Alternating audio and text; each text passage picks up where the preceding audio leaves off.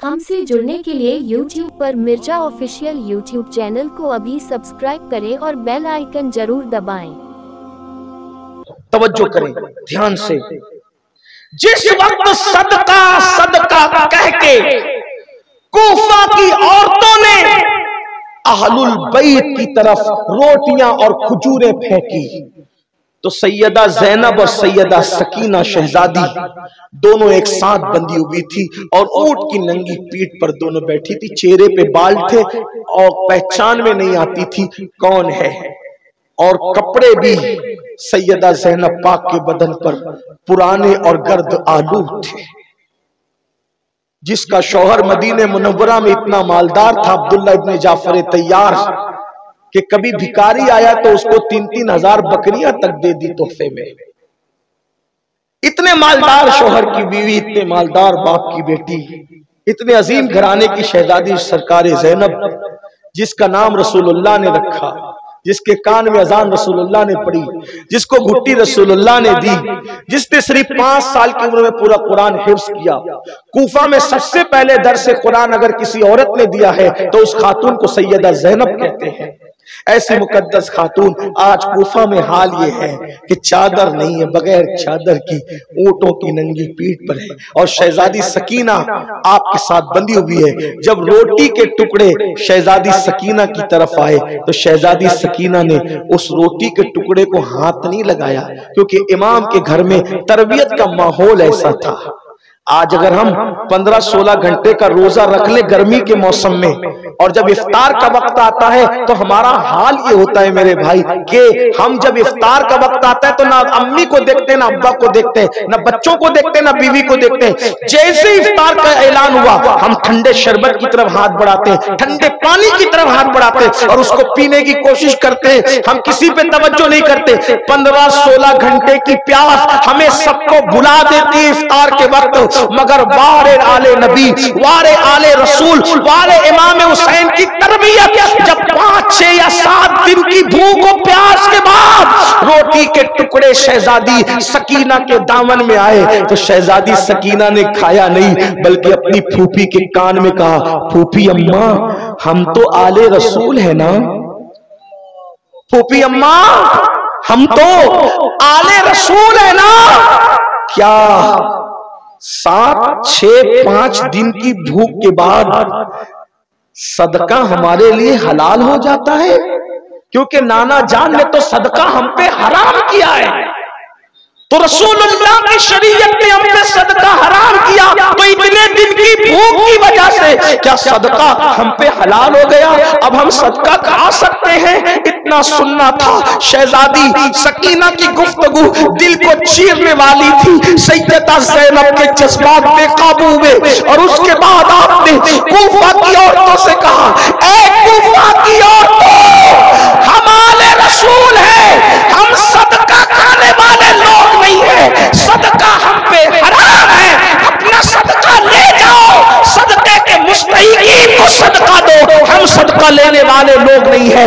आज मैं आपसे पूछना चाहता हूं, हुसैनियों के इस मजमे में अल्लाह की कसम उठा करके अपने ज़मीर को आवाज दो, शहजादी सकीना 7 साल की है और 6-7 दिन की भूख और प्यास के बाद नबी ने जो सदका हराम किया है वो सदका खाने के लिए तैयार नहीं है, भूखी रहने को तैयार है, प्यासी रहने को तैयार है, मौत का मुकाबला करने को तैयार है, मगर सदका खाने तैयार। कौन सदका?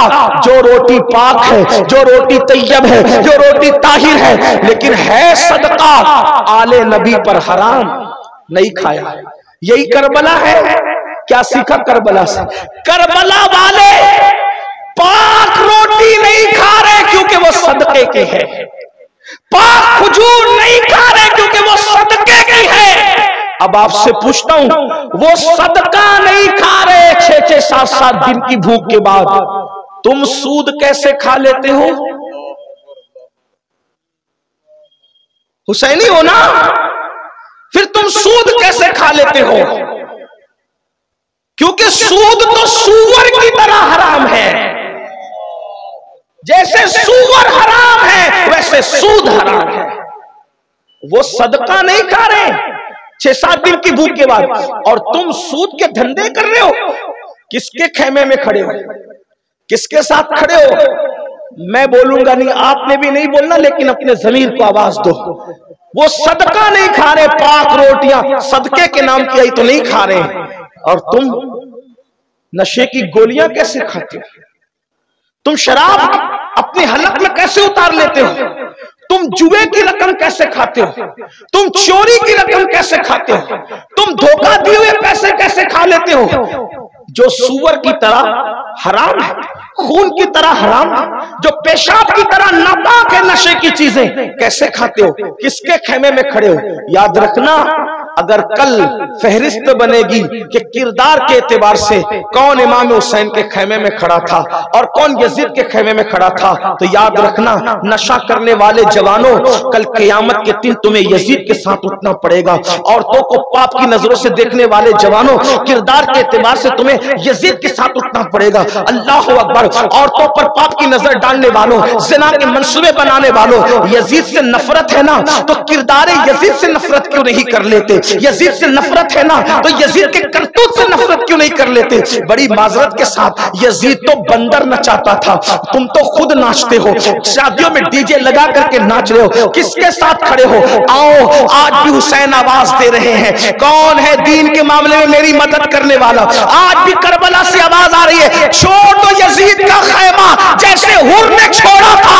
आज भी मौका है, मरने से पहले पहले हुसैन सदा लगा रहे, मौला हुसैन आओ, दीन के नाम पे मेरे मददगार बन जाओ। अगर यजीद का खैमा हुर की तरह छोड़ दोगे, तो जैसे मेरे इमाम ने यजीद का खैमा छोड़ने पर हजरत हुर को जन्नत की बशारत दी थी, मेरे इमाम आज भी सब तुम्हें जन्नत की बशारत देंगे। और जन्नत की बशारत ही नहीं, बल्कि इंशाअल्लाह तुम्हारा हाथ पकड़कर जन्नत में लेकर के जाएंगे। आओ, आज सच्ची तौबा कर लो, आज माफी मांग लो, लेकिन बड़ी माजरत के साथ, शरबत वाला हुसैनी बनना आसान है, किरदार वाला हुसैनी बनना आसान नहीं है। किरदार वाला हुसैनी तो बगदाद में सो रहा है, जिसे गौसे आजम कहते हैं। किरदार वाला हुसैनी तो अजमेर मोहल्ला में सो रहा है, जिसे गरीब नवाज कहते हैं। किरदार वाला हुसैनी तो कलियर में सो रहा है, जिसे साबिर कलियर कहते हैं। किरदार वाला हुसैनी तो चाहे वो सरहिंद में सो रहा है, जिसे मुजद्दिद अल-फसानी कहते हैं। एक बात आपसे कहूं, आज हम कहते हैं ना, लोग हमें ये कर रहे हैं, वो कर रहे हैं, मार रहे हैं, काट रहे हैं और वतन से निकालना चाहते हैं। मैं कहता हूं, अल्लाह की इज्जत की कसम, सिर्फ हुसैनी बन जाओ,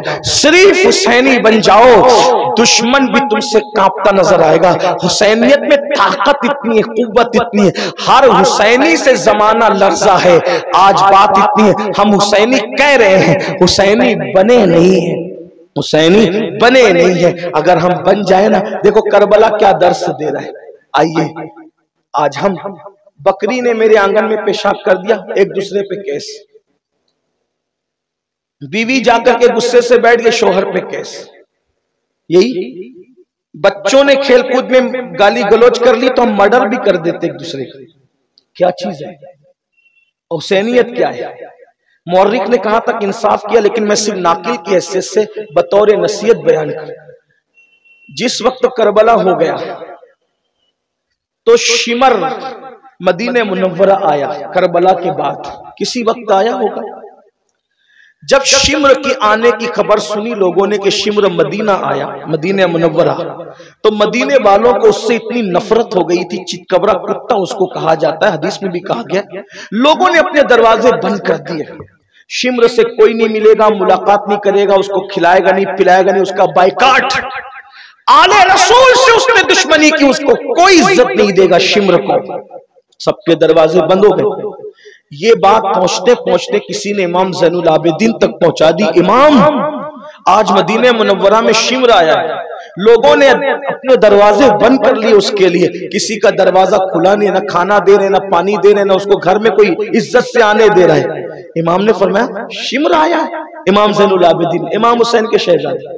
आपने फरमाया जाओ उसको बुला के ला। तवज्जो, सब ने दरवाजे बंद कर लिए, इमाम ज़ैनुल आबिदीन कहते उसको बुला के ला। खादिम गया, बुला के लाया, आपने दस्तरखान बिछाया, उसके आगे खाना रखा, पानी रखा। जब वो भूखा प्यासा था, इमाम ज़ैनुल आबिदीन को देखा, पहचान लिया, जल्दी जल्दी से खाया भी पिया भी। और खाने पीने के बाद जब पूरा फारिग हो गया तो कहने लगा, ऐ अली। इमाम ज़ैनुल आबिदीन का असल नाम अली इब्ने हुसैन है। कहा, ऐ अली, शायद आपने मुझे पहचाना नहीं इसलिए इतना एहसान किया। मैं आपको बता दूं जाते जाते, आपने मुझे पहचाना नहीं इसलिए मुझ पे इतना एहसान किया। मेरे इमाम ने फरमाया, शिमर, ये जितने मदीने वाले, ये कोई करबला में नहीं था। जो नहीं था उन्होंने तुझे पहचान लिया, मैं तो वहां मौजूद था, मैं वहां मौजूद था। तू शिमर है ना, तेरे कहने पर पानी बंद किया गया था ना, तूने इब्ने जियाद को वरगलाया था ना, तूने दुपट्टे छिनवाए थे ना, तूने लाशों पे घोड़े दौड़वाए थे ना, तूने मेरे भाई नन्हे से 6 महीने के अली असगर की प्यास का मजाक उड़ाते हुए उनके गर्दन पर हलक पर तीर चलाने का हुक्म दिया था ना। तेरे ही हुक्म से मेरे बाबा की शहादत के बाद कपड़े उतरवाए गए थे ना, तेरे ही हुक्म से लाशों पे घोड़े दौड़ाए गए थे ना। ये कहते कहते इमाम ज़ैनुल आबिदीन की आंखों में खून उतर आया, रो पड़े। मैं तुझे कैसे भूल सकता हूं, जो नहीं देखने वाले वो पहचान गए। मैं तो तुझे देखा, तुझे जुल्म करते मैंने देखा, खवातीन के हाथों में रस्सियां तेरे कहने पे बंधी थी ना, ये सब कुछ तूने किया था ना, मैं तुझे पहचान गया। उसने कहा, इमाम आप मुझे पहचान गए, फिर भी खिलाया पिलाया, दरवाजा खोला मेरे लिए पहचानने के बाद। तब इमाम ने फरमाया, जो तूने किया था ना वो तेरे खानदान की रिवायत और वो तेरे खून का असर था, और जो मैंने किया ये हमारे खानदान की रिवायत है, हमारे खून की तासीर।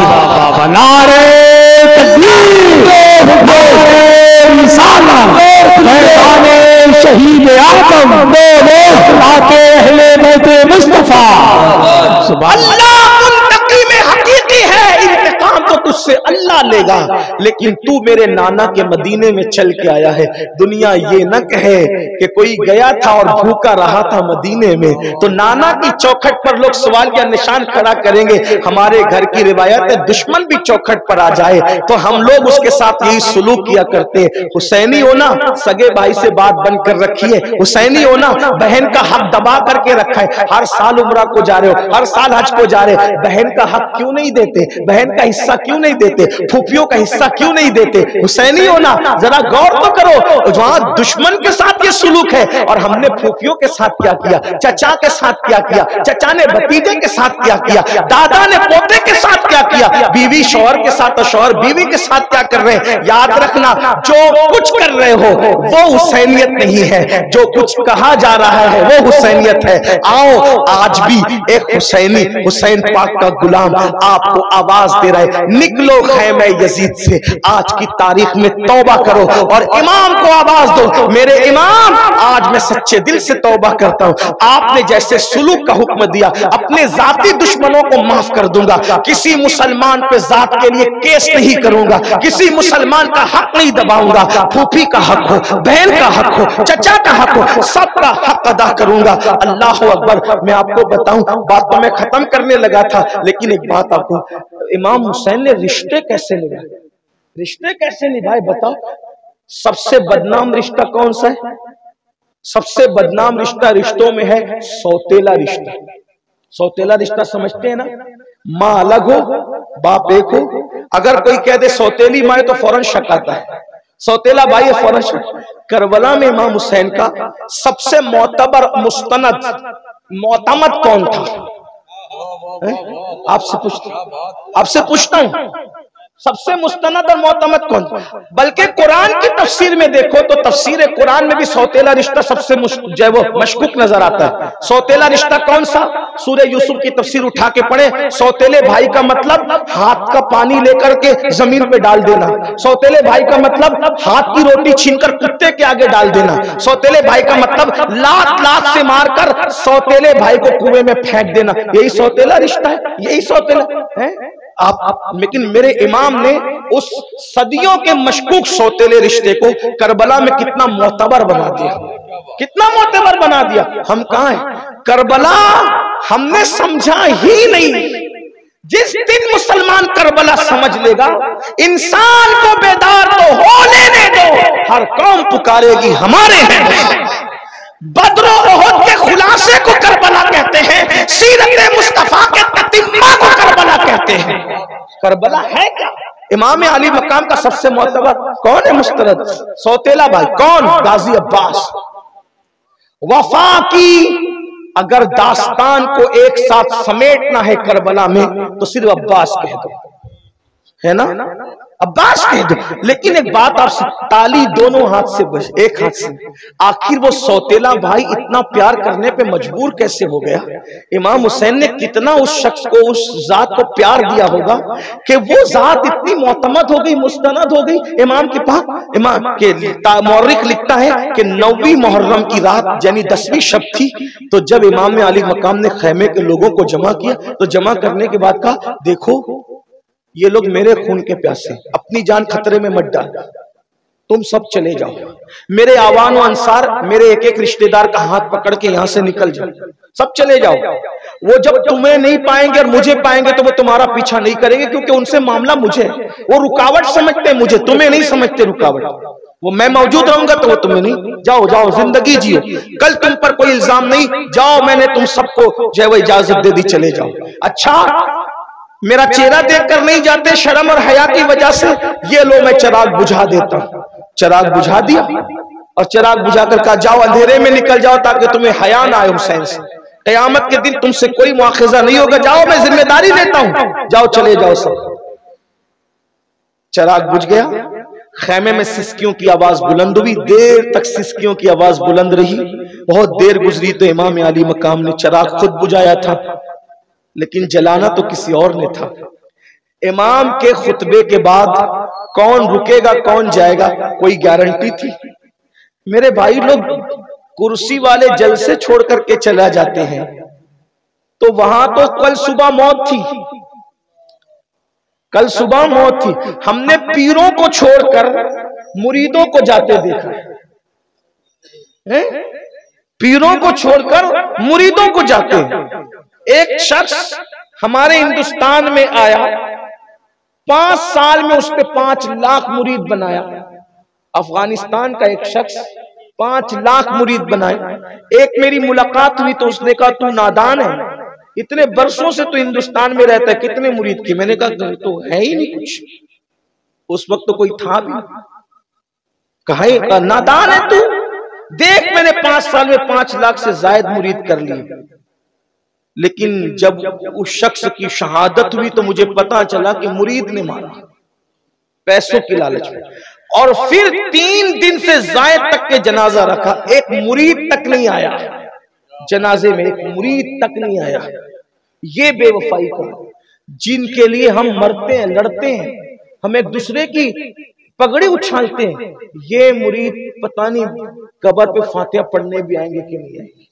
मैं तो कहता हूं, मैं ये सोचता भी हूं कि काश हम मुरीद की फिक्र करने की बजाय, हम लोग बड़ों की बात नहीं करो, मैं अपनी हम आपस की बात करूं, हम मुरीद की फिक्र करने की बजाय अपनी मुराद की रजा की फिक्र करें कि अल्लाह को राजी कर ले। मेरे भाइयों, बेटे तक फातिहा पढ़ने नहीं आते, बाप की कब्र पे कौन किसने आना है? और आना भी है तो रुकना कितने देर है, उसके फातिहा का हाल क्या? हमने तो नबी के बारगाह अक़दस में भी लोगों को बेतवज्जोही से इधर उधर देखते हुए सलाम पेश करते देखा है। वीडियो चालू करके घर वालों को बता रहे, खुद सुनहरी जालियों के सामने और वीडियो चालू करके। मैं कहता हूं, जो नबी की बारगाह में मुतवज्जे होकर के हाजिर ना हो, वो पीर की बारगाह में और उलमा और मुकर्रिरों के पास कहां से मुतवज्जे होकर हाजिर होंगे? ये दुनिया बेवफा, दुनिया से ज्यादा बेवफा हमने किसी को नहीं पाया। इमाम कहते, शहद दिखाए, जहर पिलाए, कातिल डाइन शाकुश, इस मुर्दार पे क्या ललचाया? दुनिया देखने वाली है, लोगों की फिक्र करने वालों, यार को मना लो, कोई कब्र पे आए ना आए, यार राजी रहेगा तो हमारी कब्र जन्नत के बागों में से होगी। अरे किसने कहा था, किसने सोचा था कि जिस हुसैन को ना कफन मिल रहा था ना कब्र मिल रही थी, उनकी कब्र भी शान से बनेगी? वल्लाह हमने कब्रों को शहरों के अंदर बनते तो देखा है, तवज्जो करना, हमने कब्रों को शहरों के अंदर